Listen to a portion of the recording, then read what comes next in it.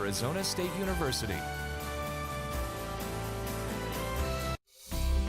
The easiest and best way to support Arizona PBS is by becoming a sustaining member. Your monthly contribution of $5 or more comes directly from your bank account or credit card, so you know your membership is always current. It also means no more renewal notices in your mailbox. So more of your dollars go to the programs you love. It's convenient for you, greener for us, and better for the planet. Become a sustaining member today. Coming up next on Arizona PBS, Life and World. Support for Arizona PBS comes from viewers like you and from Hospice of the Valley, medical, social, and spiritual care for patients nearing end of life, and support for their families. A not-for-profit community hospice, HOV.org. Support comes from the Arizona Renaissance Festival. The annual festival for the whole family returns to its village near Florence Junction weekends through April 1st. Tickets and directions are available at Fry's and at renfestinfo.com.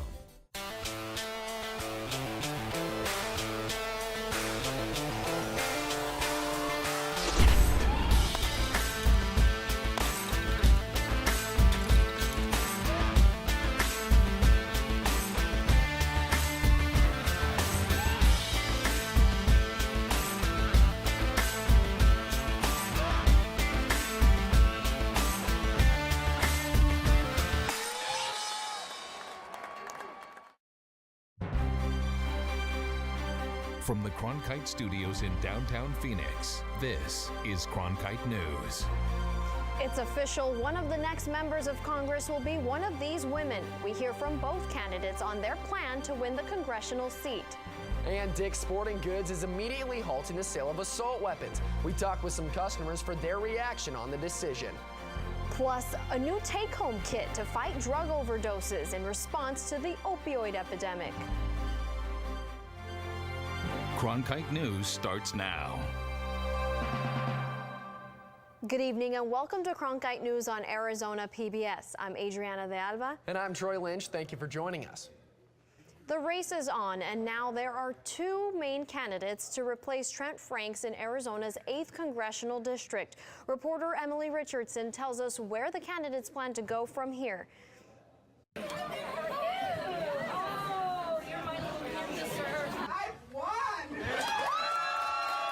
The results from the primary special election came in around 10:30 last night. On the Democratic ballot, Haral Tipernini won with more than 59% of the votes, and Debbie Lesko won with roughly 36% of the Republican votes.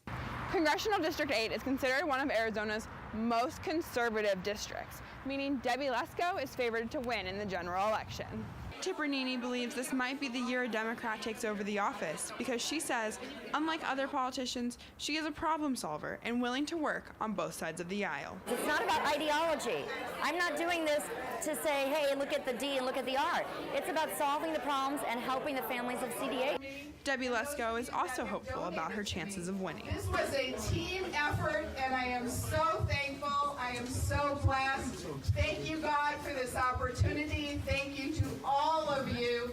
We're going to have a party in April, and we're going to get into it. This is the first time since 2002 that this district seat has been open. Former Representative Trent Franks resigned after allegations of sexual misconduct.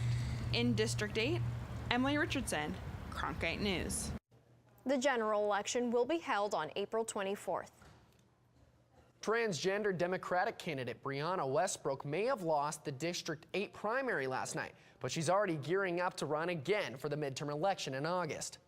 Westbrook tweeted last night, quote, "To fight for you, the people, in August, I will need to collect an additional 1,600 signatures to have our name on the ballot." The Phoenix City Council unanimously approved its proposed sexual harassment policy. With this policy, voters can petition to remove a member from the council for demonstrating, quote, bad behavior. If the employee is found guilty, it can result in termination. The policy also states confidentiality and retaliation protections by the individual who makes the claim. There's a push for a similar policy to go into effect on the state level as well. President Trump held a meeting today to discuss the continuing gun control debate and hopes to create a bipartisan bill to put a stop to gun violence. We have to do something about it. We now have to do something. We have to act. We can't wait and play games and nothing gets done. We're going to discuss safe schools, and we can really get there, but we have to do it. Trump also discussed an executive order to ban bump stocks and raising the age to buy a gun from 18 to 21. Today, Arizona Senator Jeff Flake and California Senator Dianne Feinstein introduced a bill to raise the age required to buy assault weapons and magazines from 18 to 21. Students at Marjorie Stoneman Douglas High School returned for a half day today. It's been 2 weeks since 17 students were killed at the Florida high school. Administration says they're hoping to ease students back into a normal routine. The day started with 17 seconds of silence, and students placed flowers on empty desks in memory of their fellow classmates. And today, Dick's Sporting Goods announced that it will immediately stop selling assault-style firearms and high-capacity magazines. Cronkite News reporter Jake Epley says Arizona residents had strong reactions to this announcement. Of the customers we talked to, some Arizona residents say they fully support Dick's Sporting Goods' announcement to ban assault-style weapons from their shelves. It's one of the first news items I saw, and I felt like finally something might happen, that the winds could be shifting, and that somebody is paying attention to the poor students in Florida and in so many other places where these horrible assaults have gone on, and we need to put a stop to it. Joan Dupnik said she plans to come back and support the chain any chance she gets. I'll probably come by here more often, knowing that they are interested in the safety of our young people. In 2012, after the Sandy Hook shooting, Dick's Sporting Goods took out assault rifles from all of their locations, eventually bringing them back into their Fields and Streams locations. But gun rights activists said the retail giant will only turn off its customer base. Many Arizona residents called for a boycott. It could be made up by those that are in favor of what Dick's Sporting Goods is doing, and they may go there to purchase other sporting goods items. So it's hard to say if it's truly going to be a net positive or a net negative for them, but I think it'll definitely reduce firearm sales for sure. I'm hopeful. I'm hopeful that this is finally going to be the thing that will turn the country around and make us see that we do not need assault weapons in the hands of people that don't deserve to have them and can't handle them. In Tempe, Jake Epley, Cronkite News. Dick's Sporting Goods has 9 Arizona locations. CEO Edward Stack says he supports the Second Amendment, but they felt that they had to take action against gun violence. The company also asked lawmakers to enact what they called common sense gun reform. Governor Doug Ducey has said Arizona will not have sanctuary cities, and the Phoenix City Council also has rejected citizen petitions to become one. But a series of immigration raids in Los Angeles shows just how divisive the issue can be. Reporter Micah Bledsoe is live in our LA bureau with the details. Though California's sanctuary law bars state and local police from cooperating with U.S. immigration authorities, a recent 5-day federal immigration sweep led to the arrest of more than 200 undocumented immigrants.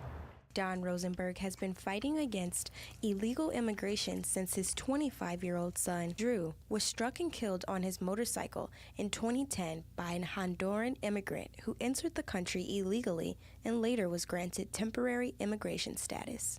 But what the state has done is said, we're going to protect those people. So when they let them out, the only thing that ICE can do is sweeps. And when they do that, it puts citizens at risk, it puts ICE agents at risk, and unfortunately, it puts those people here illegally that are trying to be, good people, it puts them at risk. Last week, President Trump said he's considering withdrawing ICE agents from the Golden State. I mean, frankly, if I wanted to pull our people from California, you would have a crime nest like you've never seen in California. Rosenberg hopes Trump and the U.S. Justice Department will do what state and local police have not. But Rabbi Aryeh Cohen says he and several other groups will not stop working for undocumented residents in L.A. and other parts of the state. ICE is not a police force, and so they don't have the same power of warrant that police forces do. Cohen says ICE raids not only tear families apart, but also leave people in fear. So when people live in fear, they no longer go out, they no longer come to church. They no longer go to cultural gatherings. There are rippling waves of impact of both detention and also the threat of detention. Rabbi Cohen says he and members of Clue Justice will continue to plan demonstrations of solidarity. In Los Angeles, Micah Bledsoe, Cronkite News. Training that could save lives. The new Arizona opioid law now allows anyone access to the drug that can reverse a drug overdose. Reporter Amanda Slee attended the training in Tempe and shows us the new impact of the new law. Right now, possession of naloxone could be considered drug paraphernalia, but starting April 26th, under the newly passed Good Samaritan law, people can administer this drug in good faith. I got a chance to learn how these kits should be used in order to save a life. With more awareness of the opioid epidemic, organizations like Sonoran Prevention Works and Arizona State University's Students for Sensible Drug Policy are teaching people how to administer the life-saving drug naloxone or Narcan. Every kit comes with 2 doses and 2 intramuscular syringes. According to the Arizona Department of Health Services, 86% of overdose patients who were given naloxone before being taken to the hospital survived. And that's why training is so important. This is something that's been going on for a while, and there's a precedent established already that this is in good faith in supplying communities and preventing overdoses. The goal is to teach people how to detect an overdose and the steps to administer the reversal drug. I definitely feel more confident and definitely more supported, because I know that there's this network of people that are also trying to, actively reduce, harm that affects people that are using drugs. Organizations say training younger people can save lives because that's when many start to experiment with drugs. People under 24 were 15% of Arizona's overdoses in 2016, which amounts to 108 out of 720 overdoses. So this is an issue that faces not only people that are 35 plus who are typically affected by this, but also people our age. More than a dozen people were given kits during the training session. Overdose prevention classes and naloxone training are available through Sonoran Prevention Works. The next training is scheduled for March 29th in Oracle, Arizona. In the Broadcast Center, Amanda Slee, Cronkite News. Thanks so much, Amanda. Arizona basketball head coach Sean Miller is being investigated by the FBI for possible corruption. Coming up on Cronkite News, the Arizona Board of Regents may be weighing in on his future with the Wildcats. Plus, this Arizona family is showing the world how hoop dancing is helping to preserve their culture. Managing editor of the PBS NewsHour. The journalists of tomorrow face a fast-changing media landscape, but quality news remains vitally important to our communities, our country, and our world. At ASU's Walter Cronkite School of Journalism and Mass Communication, students learn solid, reliable reporting, holding the powerful accountable, and rebuilding the public's trust. The Cronkite School and Arizona PBS, preparing the next generation for a stronger future of journalism. As journalists at Cronkite News, we report on stories that matter to you by focusing on the local impact. We dig deeper and work tirelessly to keep you informed. Live in Wickerburg. Live in Los Angeles. In Cleveland. In Washington. In Louisville. From Jerusalem. Live in Philadelphia. From around the world to right here in Phoenix. At Cronkite News, we report the facts and stick to the truth.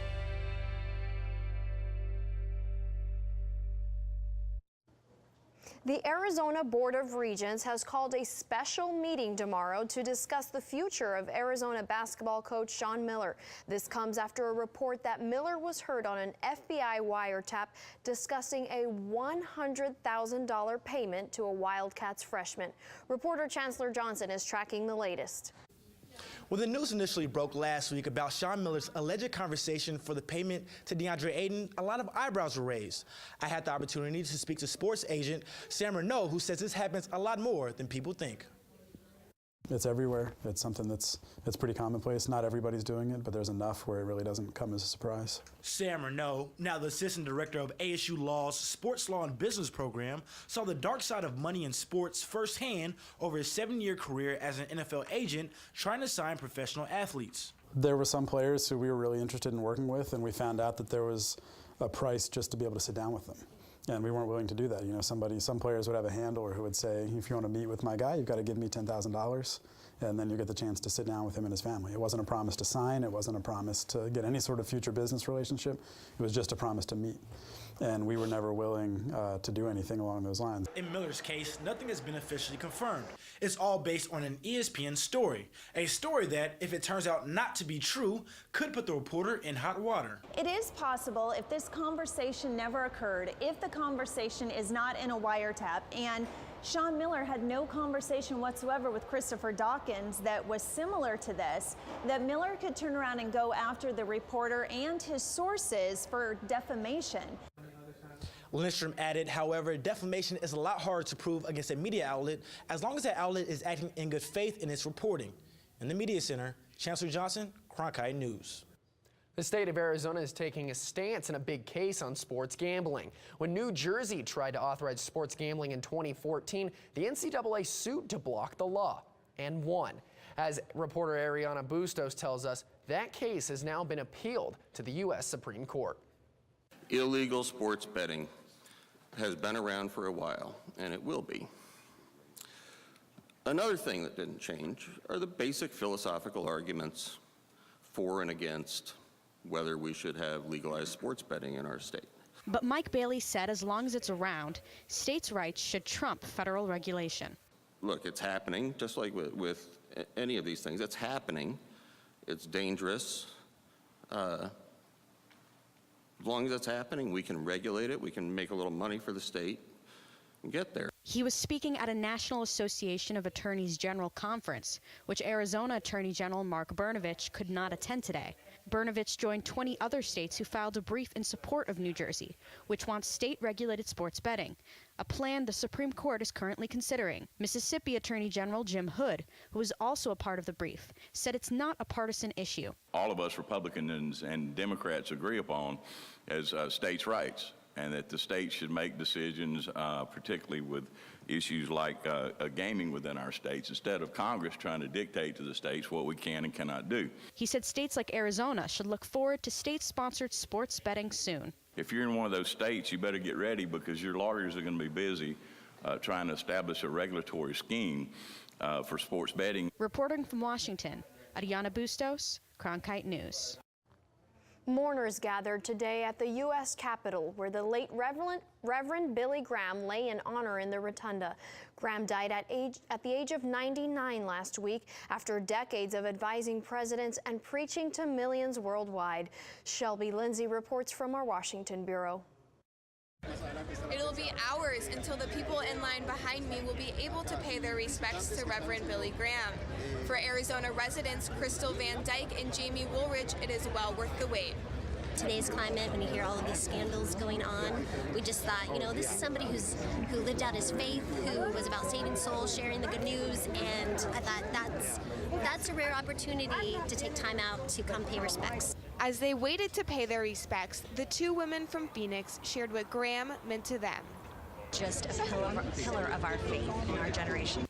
Graham is only the 4th civilian to lie in honor in the U.S. Capitol, and the first to do so since Rosa Parks was honored here in 2005. Graham will lie in honor in the U.S. Capitol Rotunda until early Thursday morning. Reporting from Capitol Hill, Shelby Lindsay, Cronkite News. The Sound of Music calls for a celebration. Coming up on Cronkite News, how this local family keeps their native culture alive through dance. Rain brought cooler temperatures to the valley, but will they warm up? I'll tell you when, and then your complete forecast coming up.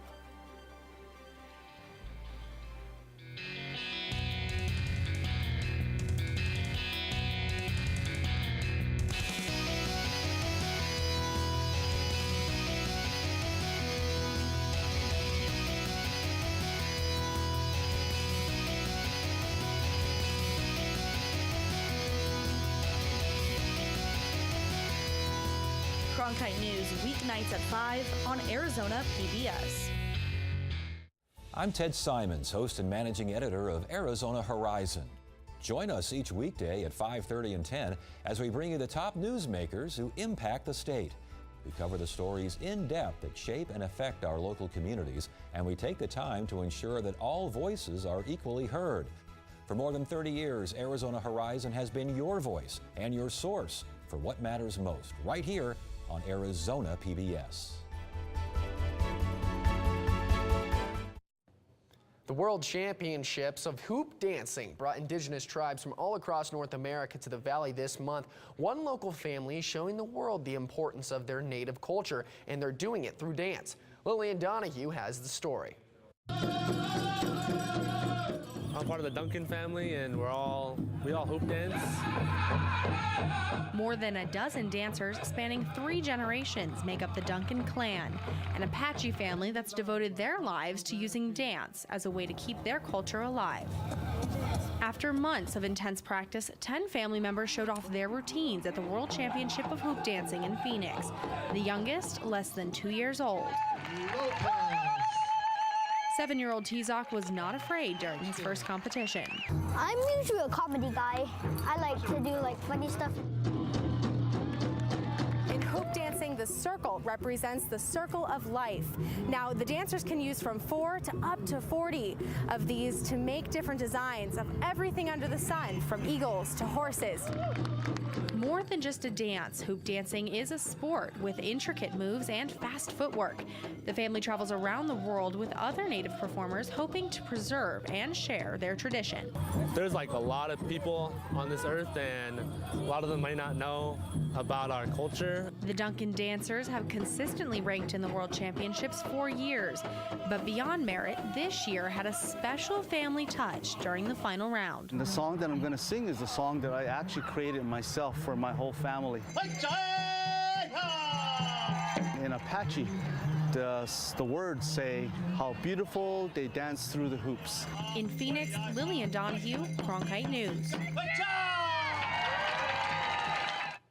Great job, Lillian. This year, 2 Duncan family members finished in the top 4 in the youth and adult divisions. For the first time, astronomers have glimpsed the dawn of the universe 13.6 billion years ago. The glimpse consisted of a faint radio signal from deep space. Team leader Judd Bowman of Arizona State University says the signal came from the very first objects in the universe. Scientists theorize they are seeking the effects of dark matter.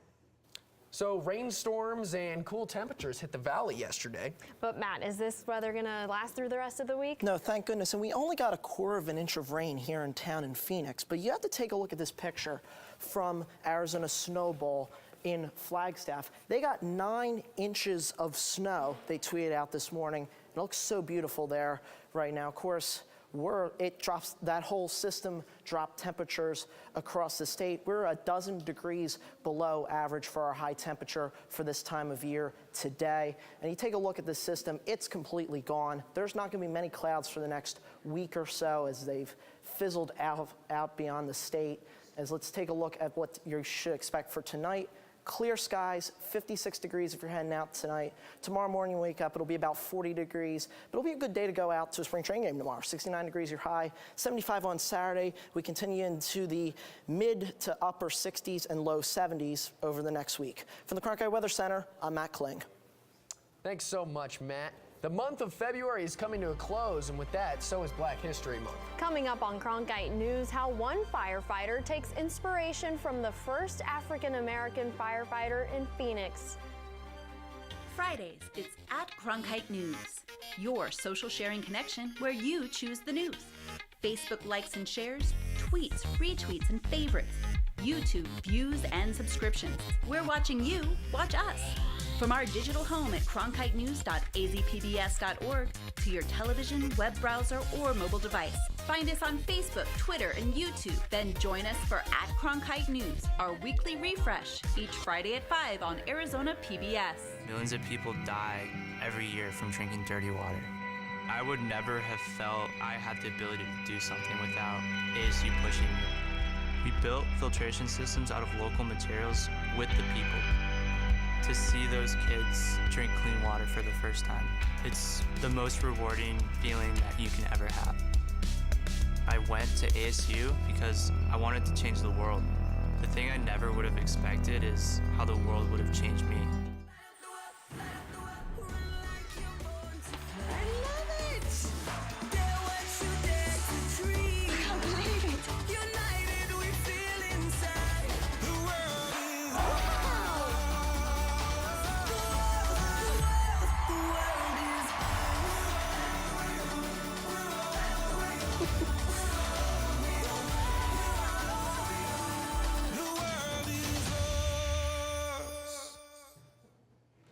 answering just one call can save a life. In honor of Black History Month, reporter Imani Stevens follows Captain Courtney Jenkins with the Phoenix Fire Department to tell us about his call to service. A lot of the calls we go on don't end up in a good way. Captain Courtney Jenkins did not expect a career in firefighting. So I went to the police department first, went through their process, and I guess I scared them. They thought maybe I was a little too dangerous, so they sent me to the fire department. You know, experience is not something you can read. You have to live it. When the call comes in, Captain Jenkins and other firefighters have to put on all of this gear, weighing at around 60 pounds. But often, the challenges faced on the job weighs more than the gear. Sometimes the first and the people who kind of give people exposure to your culture. In 1994, the Affinity Group was established, naming themselves after James Wesley Robinson, the first Black firefighter with the Phoenix Fire Department. Robinson joined in 1953, not only making history, but breaking barriers. The numbers are few here. Captain Jenkins says that J.W. Robinson was not only strong physically, but in his character. When he first came to the station, one of his stations, that he would sit out back to eat, and the other guy sat inside. You're talking about in the 60s. So eventually, over time, one guy's come out there and sit with him and eat. Next you know, two guys are out there sitting with him and eating. The next you know, the whole crew is out there, and they finally looked at each other and went, "This is stupid, why are we sitting outside?" Captain Jenkins joined the force 2 years after Robinson's death, but Robinson's strength lives through Captain Jenkins. I'm gonna run until I can no longer run. Then I'm gonna walk. Then when I can't walk, I'll crawl. And then when I can't crawl, I'll fall. But I'm gonna fall facing the direction of trying to do something, get something done. We have to be at our best. We don't have a choice. Captain Jenkins says he lives by the motto, it's better to give than to receive. Public service is just my path. A path that will soon be changing direction. Captain Jenkins plans to retire this September from the Phoenix Fire Department after 26 years of service. In Phoenix, Imani Stevens, Cronkite News. Cronkite News is proud to be the news division of Arizona PBS. Here's what's coming up on Arizona Horizon and PBS NewsHour. On the next Arizona Horizon, get a recap of the special primary election in Congressional District 8, and state legislative leaders explain why a code of conduct is needed for lawmakers. It's the next Arizona Horizon. I'm Judy Woodruff on the next NewsHour. On the fire line, women in the U.S. Forest Service speak out, saying they have endured gender discrimination and sexual abuse for years. That's Wednesday on the PBS NewsHour. That's it for Cronkite News tonight. Thank you so much for joining us. For top Arizona stories anytime, go to cronkitenews.azpbs.org.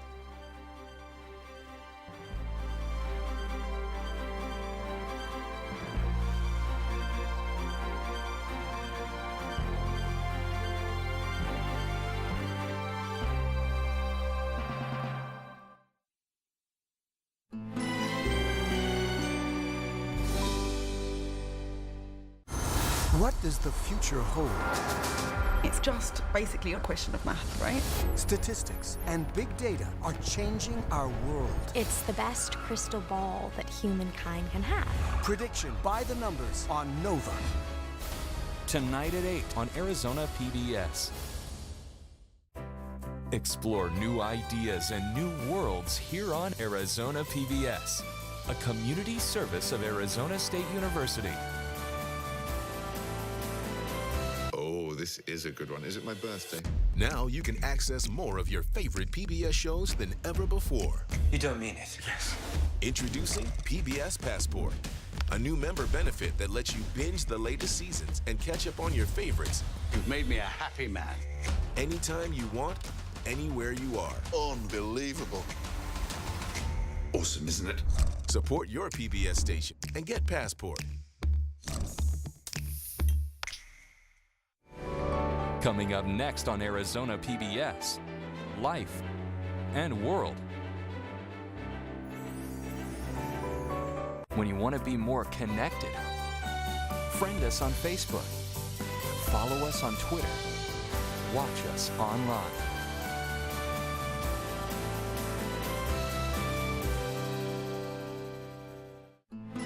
Coming soon to Arizona PBS. Are you worried about the new tax law and what it means for you and your family? Does the idea of running out of money in retirement keep you up at night? Do you want financial peace of mind? Hi, I'm Ed Slott, and I've got you covered. I'll show you the best ways to move your money from forever taxed to never taxed in my all-new program, Retire Safe and Secure. Monday night at 7 on Arizona PBS. Easter is a celebration with historical roots throughout Europe. Tracing both the seasons and the original Christian story, Rick Steves' European Easter experiences the variety of rich traditions that have developed in Europe over the centuries. We'll participate in festivities across Europe as various cultures celebrate their belief in the resurrection of Jesus and the return of spring, each in their own way. Sunday at 3:30 on Arizona PBS.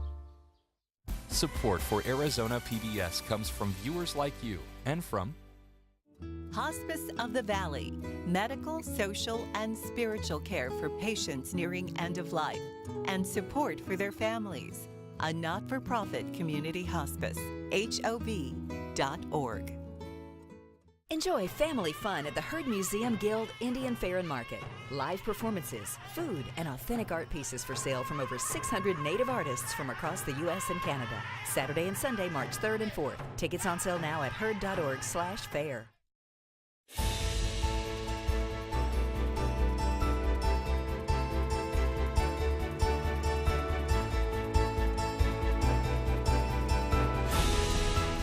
Coming up next on Arizona Horizon, a recap of last night's special election in Congressional District 8. Also tonight, Republican legislative leaders explain why they want changes to the Independent Redistricting Commission. And we'll hear from a supporter of a clean energy initiative. Those stories and more next on Arizona Horizon. Arizona Horizon is made possible by contributions from the Friends of Arizona PBS, members of your PBS station.